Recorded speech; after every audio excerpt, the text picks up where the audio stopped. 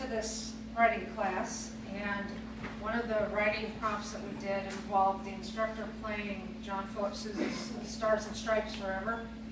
And then we were supposed to write a poem, and it's really not my kind of music. And I just thought, well, who would appreciate this music? Well, I know, someone who's trapped in the rubble after a tornado. So I wrote this poem called Waiting. I was all right until it started to get dark. Even when the smoke rolled in from other damaged houses, I didn't panic.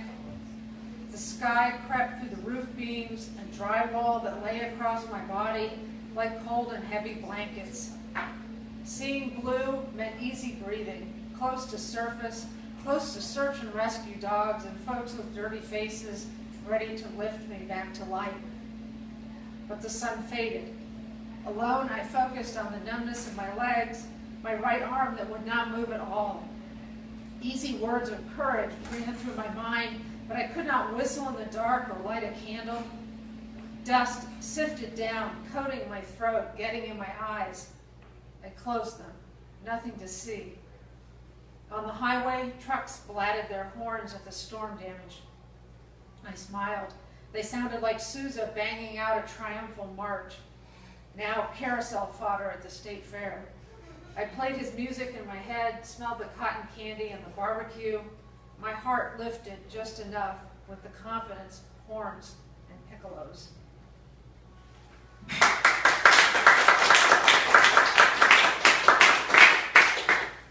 Obviously, I've never been trapped in the rubble of a destroyed building, but I did just read a book about this woman who was training search and rescue dogs, and all the volunteers who were training the dogs would take turns hiding in the rubble for the dogs to find them. So it's interesting to see what will be inspired by what you read.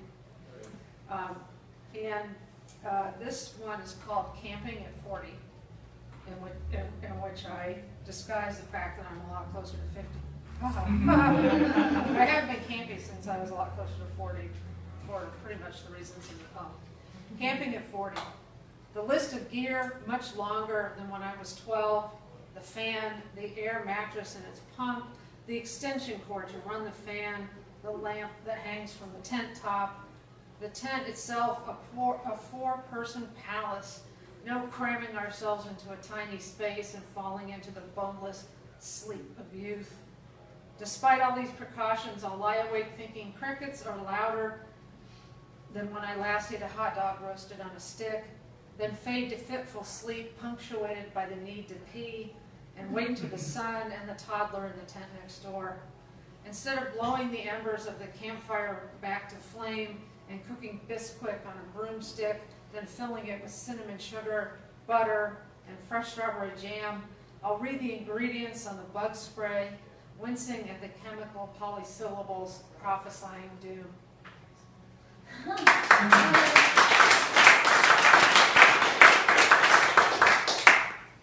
And one more downer for you.